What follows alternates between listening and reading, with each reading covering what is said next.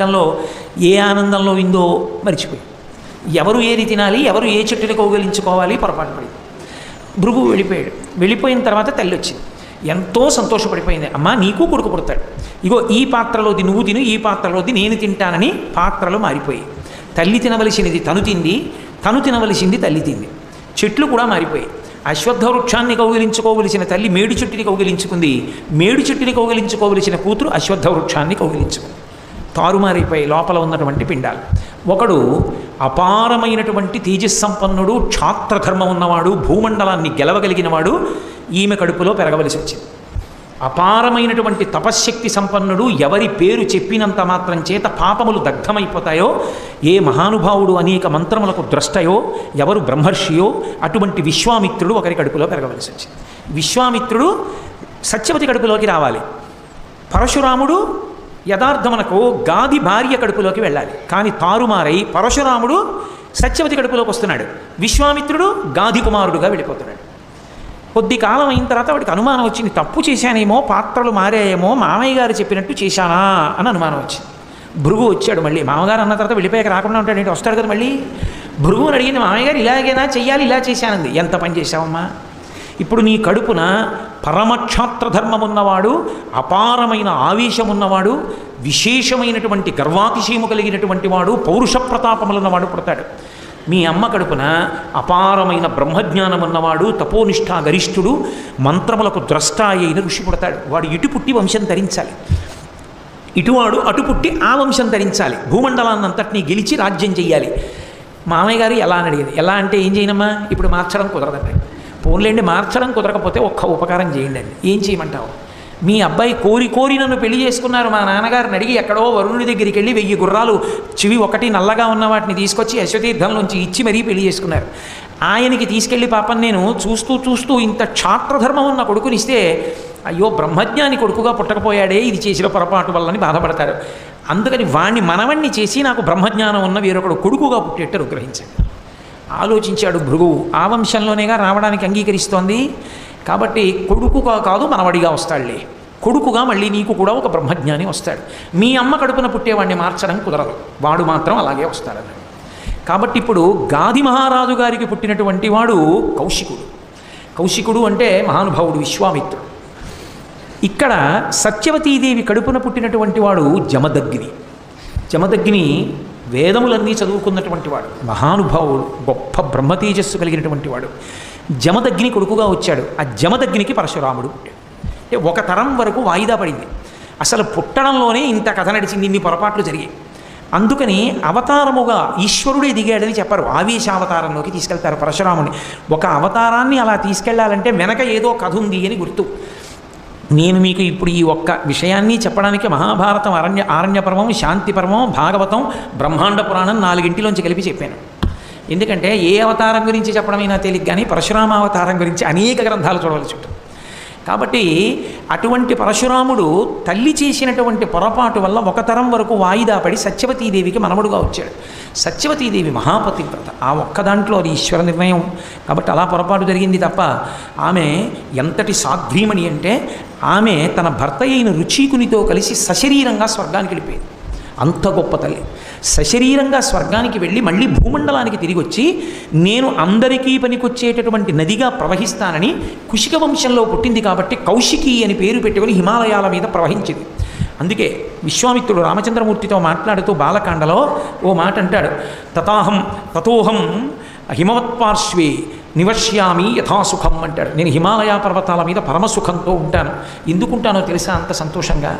భగిన్యా స్నేహయుక్తాచ, నా చెల్లెలి మీద నాకు అంత ప్రేమ, మా అక్కగారి మీద నాకు అంత ప్రేమ. చెల్లెలి కాదు, అక్క సత్యవతి. ఆమె కౌశికీ రఘునందన. కౌశికీ అన్న పేరుతో మా అక్క ఇప్పటికీ హిమవత్ పర్వతం మీద ప్రవహిస్తోంది. మా అక్క మీద ప్రేమతో నేను పుట్టడానికి కారణం మా అక్కే కదూ, మరి తన మామగారిని వరం అడిగింది కదూ, అందుకని మా అక్క నదిగా ప్రవహిస్తోంది కాబట్టి నేను అక్కడే ఉంటాను అని చెప్పుకున్నాడు విశ్వామిత్రుడు. కౌశికీ నదిగా ప్రవహించింది ఆ తల్లి. అటువంటి సత్యవతీదేవి కడుపున పుట్టినటువంటి వాడు జమదగ్ని మహర్షి. జమదగ్ని ఎంతటి తేజోవంతుడంటే రుచీకుని యొక్క వంశం, భృగువు యొక్క వంశం పావనమైంది జమదగ్ని పుట్టడం వల్ల. జమదగ్ని ఎంతటి ఉద్ధతి కలిగిన వాడంటే ఎంత శాసకత్వం కలిగిన వాడు, ఎంత బ్రహ్మతేజస్సు కలిగినటువంటి వాడంటే ప్రసీనజిత్ అనబడేటటువంటి ఒక రాజు కుమార్తెని పెళ్ళాడు. ఆయన కూడా క్షత్రియ కన్యని పెళ్లి చేసుకున్నాడు. ఆమె పేరు రేణుకాదేవి. ఆమెను వివాహం చేసుకున్నాడు జమదగ్ని. ఒకనాడు ఆమె గర్భిణిగా ఉన్నటువంటి రోజులలో ఆడుకుంటున్నారు. ఏమిటి ఆట అంటే జమదగ్ని బాణం వేసేవాడు. ఆయనకి ధనుర్విద్య చాలా విశేషంగా తెలుసు. వేదంలో ఉపవేదం ధనుర్వేదం. ఆయన ధనుర్వేదాన్ని అభ్యసించాడు. ఈయన బాణం వేయడం, అది కొంచెం దూరంగా పడ్డం, జమదగ్ని భార్య రేణుకాదేవి అలా వెళ్ళడం, ఆ బాణం పట్టుకొచ్చి మళ్ళీ భర్తకి ఇస్తుండడం, మళ్ళీ బాణం వేస్తుండడం, ఎక్కడో పడుతుండడం. ఈయన బాణాలు వేసి ఆడుకుంటున్నాడు భార్యతోటి. కొంతసేపు ఆగి చూశాడు. ఆమెకు ఒళ్ళంతా చెమటలు పట్టి తుడుచుకుంటోంది. అసలే గర్భిణి. మా ఆవిడ నేను కలిసి ఆడుకుంటుంటే ఇంత ఎండ కాస్తూ ఇంత అల్లరి చేస్తావా, మా ఆవిడ్ని నిన్ను శపిస్తానని కమండలంలో నీళ్లు పోసుకున్నాడు సూర్యుడు వంక తిరిగి. సూర్యుడు గబగబా పరిగెత్తుకొచ్చాడు. ఇదేం అన్యాయమయ్యా, లోకాన్ని రక్షించడానికి ఋతువు ప్రకారం ప్రకాశిస్తాను, మీ ఆవిడతో ఆడుకుంటున్నామని మానైనా ప్రకాశించడం? అందుకని నీకోసమని ప్రత్యేకంగా 2 పదార్థాలను సృష్టిలో లేని వాటిని సృష్టించి ఇస్తున్నాను. చెప్పులు గొడుగు ఇదిగో ఇస్తున్నాను. అప్పుడు వచ్చాయి చెప్పులు గొడుగు లోకంలో. మొట్టమొదట చెప్పులు గొడుగు సృష్టించిన వాడు సూర్యభగవానుడు.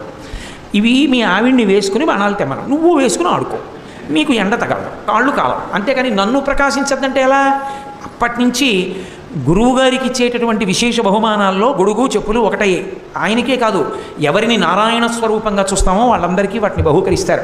అందుకే బ్రహ్మచర్యం వదిలిపెట్టి గృహస్థాశ్రమంలోకి వస్తుంటే మామగారు కాళ్ళు కడగాలి కదా, మరి నారాయణ స్వరూపంగా గొడుగు చెప్పులు ఇచ్చి తీసుకొస్తారు స్నాతకమని. కాబట్టి గొడుగు చెప్పులు ఇవ్వడం అనేటటువంటి సంప్రదాయం అక్కడ వచ్చింది. సరే, ఆ జమదగ్ని మహర్షి రేణుకాదేవికి 5 కుమారులు జన్మించారు.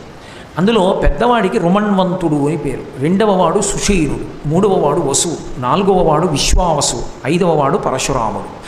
ఆయనకి 5వ వానికి పేరు పరశురాముడు కాదు, తండ్రి పెట్టుకున్న పేరు రాముడు. రాముడు అని పేరు పెడితే ఒకప్పుడు పెద్ద గొడవ వచ్చింది.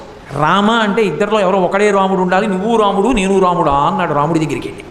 ఆయన పెట్టింది రామ. ఆయన పరశురామ ఎందుకయ్యాడంటే ఆయన పరమశివుడి గురించి ఘోరమైన తపస్సు చేశాడు.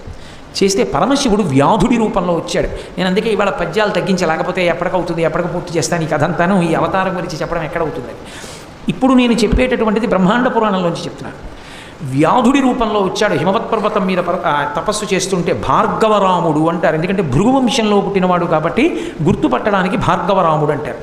ఈ భార్గవరాముడు హిమవత్ పర్వతం మీద కూర్చుని పరమశివుడి గురించి తపస్సు చేశాడు. తపస్సు చేస్తే పరమశివుడు ఈయన్ని పరీక్ష చేద్దామని వ్యాధుడి రూపంలో వచ్చాడు. వ్యాధుడు అంటే వేటాడి మాంసం తినేవాడు అని. వచ్చి పెద్ద గద్దించాడు, ఎవరు నువ్వు ఇక్కడ ఎందుకు కూర్చున్నావని. ఇద్దరి మధ్య చాలా వాదులాట జరిగింది. ఎందుకు అరుస్తావు, కావాలంటే నువ్వు కూర్చుని జపం చేసుకో అన్నాడు.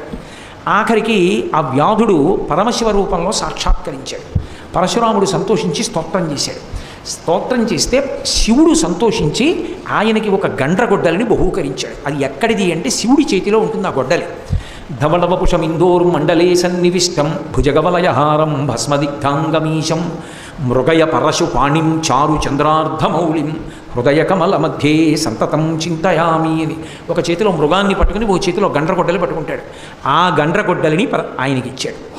ఇచ్చి ఇక ఇక్కడి నుండి నువ్వు ఎక్కడైనా ఎవరైనా బాధపడుతూ ఉంటే వాళ్ళని రక్షించడానికి పరశువుని వాడమన్నాడు.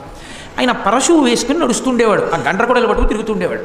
ఆ గండ్రగొడ్డలిని పట్టుకుని తిరుగుతుంటాడు కాబట్టి ఆ గండ్రగొడ్డలి పరమశివదత్తం కనుక అది ఆయన చేతిలో ఉండగా ఆయన్ని ఎవరూ నిర్జించలేరు కనుక, ఓడించలేరు కనుక పరశురాముడు అని పిలుస్తుండేవారు భయంతో ఆయన్ని. ఇటువంటి పరశురాముడిని పరమశివుడు ఒకసారి మళ్ళీ పిలిపించాడు కైలాసానికి. దేవతలకి రాక్షసులతో యుద్ధం జరుగుతోంది, నువ్వు వెళ్ళి అక్కడ వాళ్ళకి సహాయం చెయ్యి, దేవతలకి రాక్షసులతో యుద్ధం చేయమన్నాడు. అంటే పరశురాముడు అన్నాడు, నా దగ్గర నువ్వు ఇచ్చిన పరశువు తప్ప ఇంకేం లేదు, నాకేం ధనుర్వేదం తెలియదు, నేను యుద్ధం ఎలా చేయగలనని అడిగాడు. అడిగితే పరమేశ్వరుడు ఒక వరం ఇచ్చాడు, నేను నిన్ను ఆవేశిస్తా. ఆవేశించుట అంటే అంశ ఆయనలోకి ప్రవేశిస్తుంది, నీలో ఉండి నేను పనిచేస్తాను కాబట్టి నీకు ఇంకా ధనుర్వేదం తనంత తాను భాషిస్తుంది, నువ్వు ఎంతమందినైనా పడగొట్టేస్తావు, యుద్ధం చేయమన్నాడు.